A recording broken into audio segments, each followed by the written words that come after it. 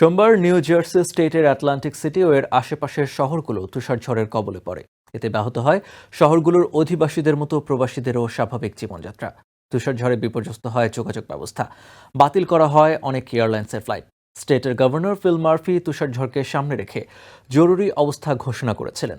Atlantic সিটির অধিবাসীদেরকে CRD এর অধীনস্থ ওয়েব গ্যারেজে ফ্রি পার্কিংয়ের অনুমতি দেওয়া হয়েছিল। জরুরি পরিষেবা ব্যতীত আটলান্টিক সিটি গভর্নমেন্ট ও আটলান্টিক কাউন্টি গভর্নমেন্টের অফিসগুলোর সব সেবা বন্ধ ছিল। তুষারঝড়ের সময় আটলান্টিক সিটির প্রবাসীরা প্রয়োজন ছাড়া ঘর থেকে বের হননি। তুষারঝড়ের তীব্রতা কমে আসলে অনেক শিশু কিশোর স্নোবল খেলায় মেতে ওঠে। রমণীদের কেউ কেউ আবার তুষারঝড়ে স্নাত হয়ে তুষারকণা গায়ে মেখে আনন্দ উচ্ছ্বাসে মেতে ওঠেন।